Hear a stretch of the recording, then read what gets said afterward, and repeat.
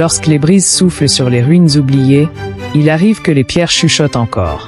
Dans un monde que les dieux foulaient comme des hommes, où les héros naissaient dans les bras du destin, l'histoire de Troie sommeillait, levée dans le tissu fragile des siècles. Écoute, et que ton esprit glisse doucement vers ces temps anciens. Là où tout a commencé, dans la lumière douce d'un matin éternel, sur les pentes calmes du mont Ida. Dans l'air clair de la montagne, les troupeaux s'étendaient comme des flots tranquilles sur les prairies. Des bergers chantaient à demi-voix, et parmi eux vivait un jeune homme au regard grave et doux, Paris, fils oublié de Troie. Né prince, élevé dans l'ombre d'un exil paisible, Paris ignorait encore son sang royal. Le roi Priam, son père, l'avait fait éloigner après la prophétie terrible. Cet enfant sera la ruine de Troie. Mais les dieux, capricieux, aiment que les prophéties se déroulent malgré tout. Et voici que le destin frappe, sans bruit, par une après-midi d'or. 3 silhouettes, belles comme l'aube, descendirent les sentiers du ciel. Héra, la reine des cieux. Athéna, la sagesse guerrière. Aphrodite, la douceur séduisante. Elle portait une pomme d'or, la pomme de la discorde, gravée de ces mots. À la plus belle. Et chacune la voulait. Zeus, pour ne pas choisir, avait désigné Paris comme juge. Le berger, confus et ébloui, reçut les promesses de chaque déesse. Héra lui offrit le pouvoir. Athéna, la gloire et la victoire. Mais Aphrodite lui offrit l'amour d'une femme que tous les peuples louaient comme la plus belle du monde, Hélène, reine de Sparte. Alors Paris tendit la pomme à Aphrodite. Et le destin s'accomplit. Loin de là, dans le palais sculpté de marbre de Sparte, Hélène vivait auprès de Ménéla, son époux. Elle était fille de Léda et, disait-on, de Zeus lui-même. Sa beauté dépassait le chant des poètes. Mais son cœur, peut-être, n'était pas tout entier enchaîné à la vie qu'elle menait. Quand Paris arriva à Sparte, escorté comme un prince, il fut reçu comme un invité d'honneur. Et la promesse d'Aphrodite fit naître dans leur regard un silence chargé de pressentiments. Une nuit, lorsque les vents étaient doux et que la mer semblait dormir, Paris s'enfuit avec Hélène. Ils quittèrent Sparte à bord d'un navire à voile blanche. Leurs mains entrelacées, leurs cœurs battants. Mais chaque battement était une flèche vers l'avenir. Car Hélène était une reine. Et sa fuite, un affront. Lorsque Ménéla découvrit son absence, un cri silencieux se répandit dans les couloirs de son palais. Il appela à lui les rois de la Grèce. Agamemnon, son frère, l'orgueilleux souverain de Mycène. Achille, le jeune héros à la peau invulnérable. Ulysse, le sage et rusé roi d'Ithaque. Et bien d'autres encore. Une promesse ancienne les liait tous, défendre l'honneur de celui qu'Hélène choisirait pour mari. Et voici qu'il la levait, cette promesse, comme un glaive. Alors les navires furent construits, les armures forgées, les boucliers polis. Une armée immense se rassembla dans le port d'Oli. Mais les vents, d'un silence têtu, refusaient de souffler. Les bateaux restaient là, figés comme des ombres d'ambition. Et les prêtres murmurèrent que la déesse Artémis était offensée. Il fallait un sacrifice pour qu'elle relâche les vents. Agamemnon, roi de Mycène, courba la tête. La colère divine réclamait sa propre fille, Iphigénie. Le jour venu, la jeune fille, douce comme l'aube, marcha vers l'autel, sans peur. Et le vent se leva. Les voiles se gonflèrent. La mer ondula de promesses. La guerre allait commencer. Mais loin de là, sur les tours paisibles de Troie, la cité brillait encore dans l'innocence.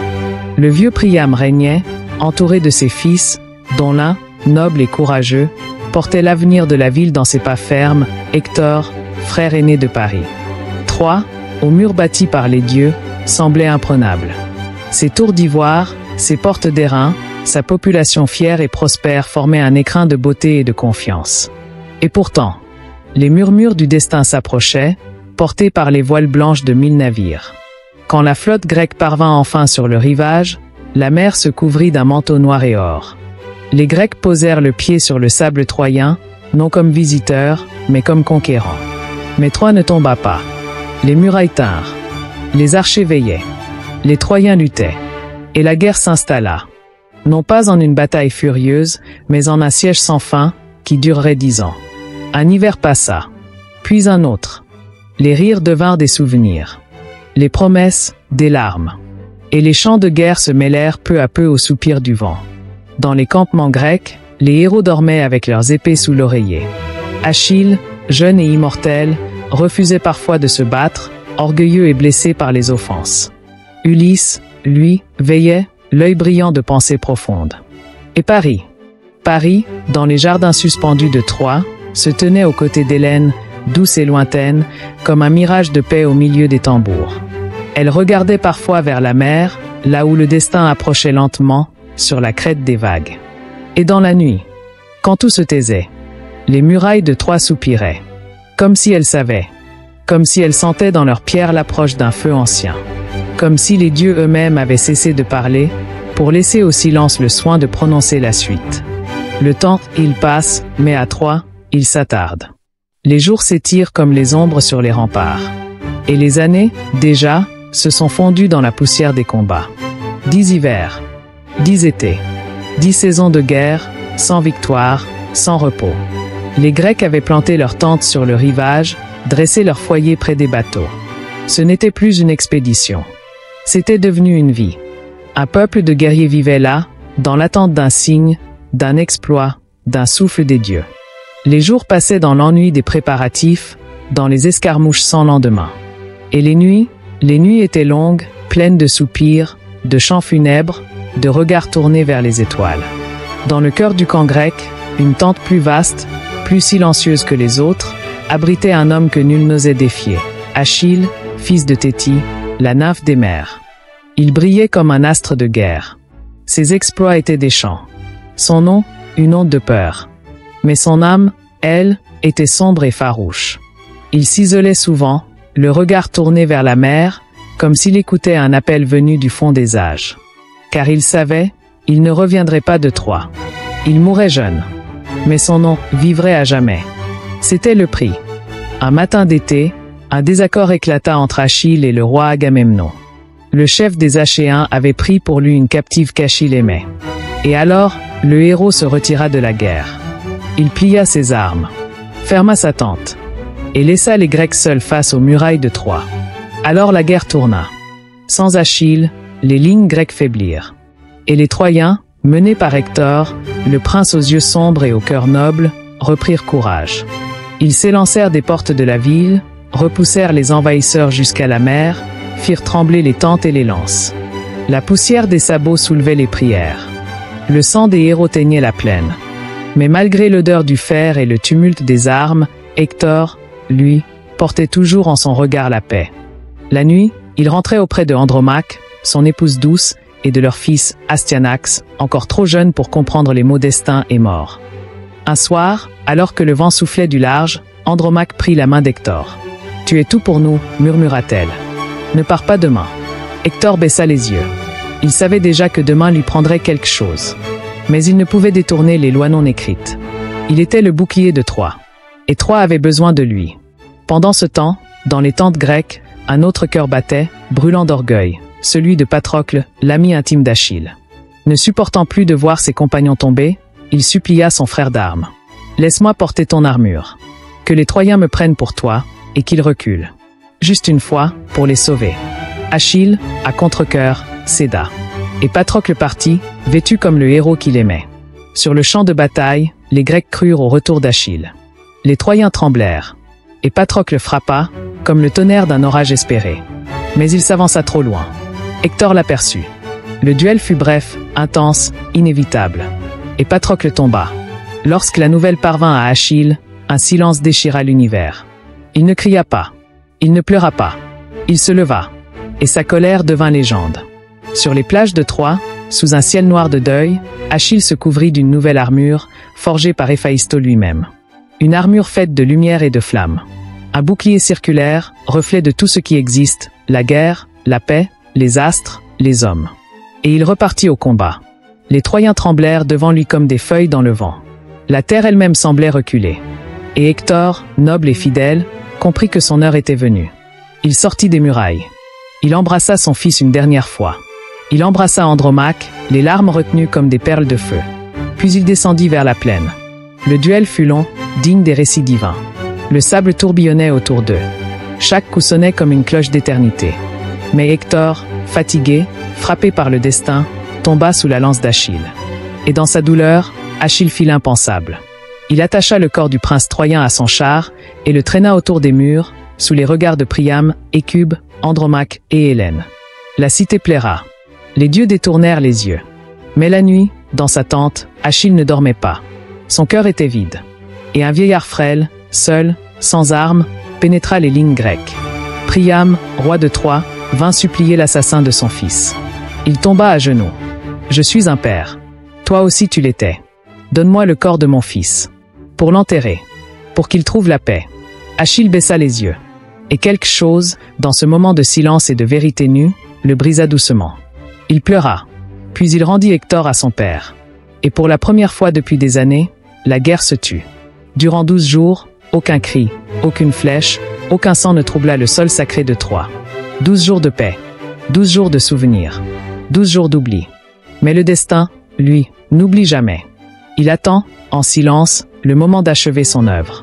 Et Troie, belle et fière, ne savait pas encore qu'elle avait déjà vu son dernier été.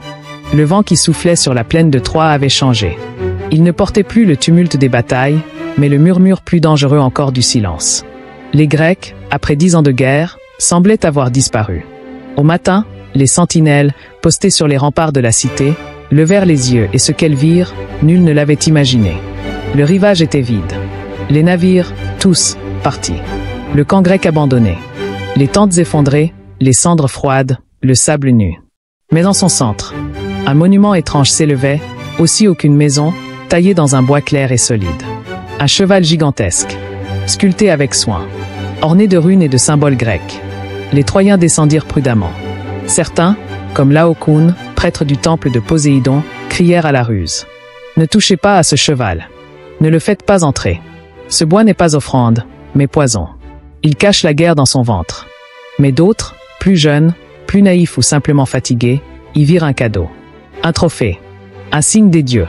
Les Grecs sont partis. Ce cheval est une offrande à Athéna. Refuser, c'est offenser la déesse. Même Paris restait silencieux, troublé, tandis qu'Hélène, sur les remparts, murmurait dans le vent. Ce n'est pas fini. Mais le peuple troyen, las de soupçons et avide de paix, ouvrit ses portes. Des roues furent attachées sous le cheval. Des cordes, tendues par 100 bras, le firent rouler à travers la grande porte C. Les enfants couraient autour, les vieillards remerciaient les dieux. Et la sculpture s'érigea au cœur de la cité, face au temple et au jardin. Cette nuit-là, les feux brillèrent dans Troie comme au temps de la paix. On chanta, on dansa. On but à la fin de la guerre. On célébra les vivants, on pleura les morts. Mais au sommet de la ville, dans une tour silencieuse, Hélène ne dormait pas. Elle écoutait. Et au cœur du bois du cheval, des hommes retenaient leur souffle. Car oui, c'était un piège. Une ruse née de l'esprit rusé d'Ulysse. Le cheval, creux, abritait en son ventre les plus valeureux des guerriers grecs. Ulysse lui-même, Ménéla, Néoptolème, le fils d'Achille, et d'autres encore. Ils attendaient que la nuit enveloppe la cité d'un manteau trop doux. Et sur la mer Noire, loin des côtes, les navires grecs n'étaient pas partis. Ils s'étaient cachés derrière une île invisible. Minuit passa. Les rues se vidèrent. Les rires moururent. Et une étoile filante traça le ciel, le dernier signe. Alors, lentement, une trappe s'ouvrit dans le ventre du cheval. Les Grecs descendirent un à un, pieds nus, sabre à la main, cœur battant. Ils ouvrirent les portes de la ville. Et le reste de l'armée, revenu sans un bruit depuis les navires, entra comme un torrent de feu. Troie, la belle, l'invincible, s'éveilla dans un cauchemar. Les cris, les flammes, les larmes. Les portes ouvertes, les temples saccagés, les palais en ruine. Le roi Priam fut tué sur l'autel même de Zeus, tenant la main glacée de son épouse. Andromaque vit son fils, Astyanax, arraché à ses bras. On dit qu'il fut précipité des murs, pour que jamais il ne venge son père. Hécube, la reine-mère, tomba à genoux dans les cendres du trône, ses yeux désormais vides de larmes. Paris, frappé d'une flèche empoisonnée par Philoctète quelques jours plus tôt, mourait lentement dans un sanctuaire loin des combats, suppliant la nymphe nonne de le sauver. Mais elle, trahie jadis par son départ, refusa. Et le laissa périr seul. Hélène. Ah, Hélène. Elle errait dans les couloirs embrasés du palais, telle une ombre dorée parmi les ruines. Ménéla la retrouva enfin. Son épée à la main, il s'arrêta devant elle. Mais en voyant son visage, ce visage qu'il avait tant aimé, tant haï, tant recherché, son bras trembla. Et il la ramena à Sparte. L'aube vint. Elle trouva Troie en cendres. Le vent soufflait doucement à travers les colonnes brisées. Les chants des prêtres s'étaient tus. Les héros dormaient dans le silence des pierres. Mais dans les siècles à venir, les poètes se souviendraient. Et dans les rêves des hommes, la cité maudite chanterait encore. Pas comme un cri de guerre, non. Mais comme un murmure venu du fond du monde. Celui d'un amour trop fort, d'une ruse trop brillante, d'une cité trop belle pour durer. La guerre était finie. Mais le silence qui suivit n'était pas la paix. C'était un vide, un gouffre laissé dans le cœur des hommes. Troie était tombée, oui. Mais les héros survivants, ceux qui avaient vu les cendres de la cité, portaient désormais un poids qu'aucune gloire ne pouvait alléger. Car parfois, le plus long des voyages commence après la victoire. Sur le rivage, les Grecs, chargés de butin, de cendres et de souvenirs, s'apprêtaient à rentrer. Mais les dieux, eux, n'avaient pas oublié l'arrogance des hommes. Pas oublié le sang versé dans leurs temples, ni les prières ignorées. Et la mer, cette mer qui les avait portés vers la guerre, devint soudain hostile. Parmi tous les rois grecs, Ulysse fut le plus durement frappé par le retour. L'ingénieux roi d'Ithaque, l'homme du cheval de bois, du mensonge brillant et du verbe acéré. Les vents le prirent, le tourmentèrent. Le repoussèrent loin de sa patrie, dans un périple de 10 années, aussi long que la guerre elle-même. Il affronta les cyclopes mangeurs d'hommes, les chants envoûtants des sirènes, les tempêtes de Poséidon, les sortilèges de Circé. Il vit l'enfer. Il perdit ses hommes. Et il vécut, encore et encore, avec en lui l'écho de Troie en flammes. Mais au bout du voyage, après tant de ruses et de peines, il retrouva Pénélope, fidèle, patiente comme la mer. Et leur étreinte fut plus douce que toute victoire. Ménéla reprit la mer avec Hélène, sa femme retrouvée, sa cause perdue. Le peuple les regarda revenir comme des légendes, mais leur couple portait en silence les années de séparation, de trahison, de douleur. Dans le palais de Sparte, Hélène s'asseyait parfois au bord des fenêtres, fixant l'horizon, immobile. Parlait-elle à la mer? À Paris, dans ses souvenirs? Nul ne le savait. Ménéla, lui, garda le silence. Il avait reconquis sa reine. Mais il avait perdu son innocence. Agamemnon, le chef des Achéens, le frère vengeur, rentra enfin à Mycène. Mais dans sa demeure, une autre guerre l'attendait. Sa femme Clytemnestre, sœur d'Hélène, n'avait pas oublié. Ni le sacrifice d'Iphigénie, ni les années de solitude, ni les rumeurs de concubines et de crimes. Et elle l'attendait, non pas avec des larmes, mais avec une lame. Il fut assassiné dans son bain. Le roi de la guerre, tombé sans gloire, dans le murmure d'un poignard domestique. Colombe le souvenir de Troie. Les autres héros se dispersèrent. Certains moururent sur le chemin du retour. D'autres fondèrent des royaumes. Mais tous emportèrent en eux l'image d'une cité qui, un jour, avait brillé plus fort que le soleil. Les bardes chantèrent Troie. Les poètes firent naître des épopées. Les ruines devinrent un mythe. Et dans le cœur de ceux qui écoutaient, une étrange paix naissait. La paix d'une histoire trop belle, trop triste, pour être oubliée. Et maintenant, toi qui écoutes ces mots, allongé dans la paix de la nuit, peut-être entends-tu encore le souffle lointain des remparts. Le murmure d'Hélène. Le pas d'Hector dans la poussière. Le cri d'Achille contre le ciel. Mais surtout, le silence. Ce silence ancien, sacré, qui naît quand la légende rejoint le sommeil. Car Troie ne vit plus dans les pierres. Elle vit dans les rêves, dans les étoiles. Et quand tu t'endors, elle est là, calme, immortelle, comme une brise d'or sur la mer du passé.